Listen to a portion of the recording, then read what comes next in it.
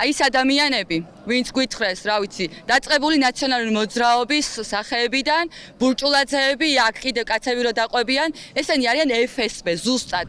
ქალი, რომელიც 4 ოქტომბრის აქციის ორგანიზატორებს პროტესტის ღამითვე დაუპირისპირდა და პირდაპირ ეთერში ლანძღავდა, ახლა აქციის თანაორგანიზატორად გამოაცხადეს.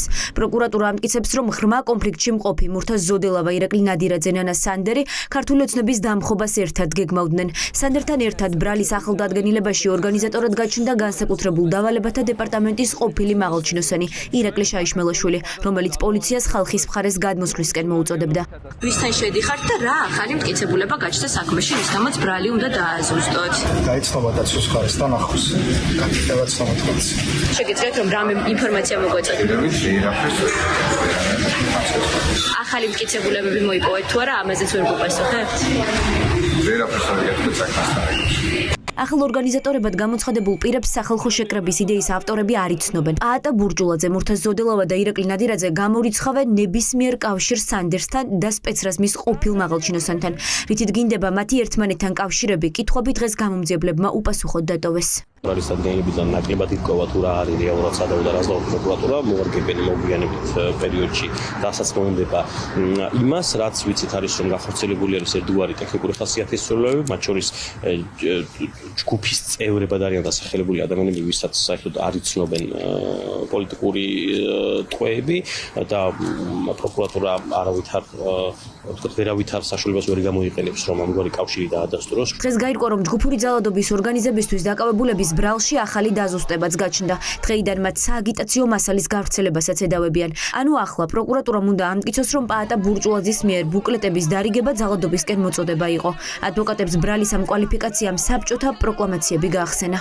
დარწმუნებით შემიძლია გითხრათ ის, რომ მურთაზ ზოდელავა ნამდვილად არც ერთს, არც მეორეს არ იცნობს. გარდა მაგისა, დიახ, დამატებული არის ასევე ბრალის დადგენილებაში სააგიტაციო მასალის გავრცელება, რომელიც წინა დადგენილებაში არ იყო და ერთი შეფასება შეიძლება მხოლოდ ამას მივცემე პირადად. საბჭოთა კავშირის დროს იყო ხოლმე პროკლამაციების გავრცელებისთვის ბრალი წარდგენილი ამა თუ იმ პირზე. დღეს გამომძიებლები სასახლის ღობის საქმეზე ბრალის დასაზუსტებლად ჯამში 61 პირთან შევიდნენ. რუსთავის და გლდანის ციხეში დაპატიმრებულ დემონსტრანტებს მთელი დღის განმავლობაში აცნობდნენ დოკუმენტს, სადაც მათზე ახალი არაფერი ეწერა.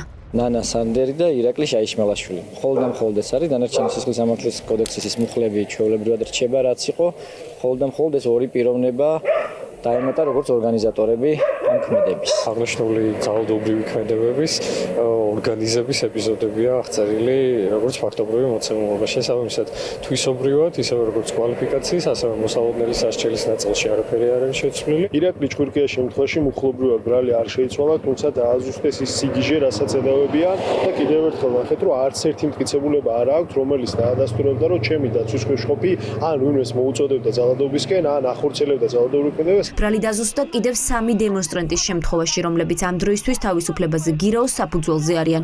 ერთ-ერთი იყო ქალი აქტივისტი მარიამ მეყანწიშვილი, რომელიც დარწმუნებულია, რომ შეკერილი სისხლის სამართლის საქმე რეჟიმის რეპრესიების ნაწილია. ბრალის შეთითხოვნა და ამ საქმეების შეკერვა სჭირდებოდათ იმისთვის, რომ გავეჩერებინე და ასევე ჩემი თანამებრძოლებიც გაეჩერებინათ და სტატუს კვო და პოსტფაქტუმ ვერ იღებენ იმას, რაც სურთ, მაქსიმალურად ცდილობენ, რომ თავიანთი ძალის დემონსტრირება მოახდინან. ჯგუფურ ძალადობაში მონაწილეობის ბრალდებით დაკავებულებს გლდანის ციხიდან სასამართლოში 24 ნოემბერს გადაიყვანენ.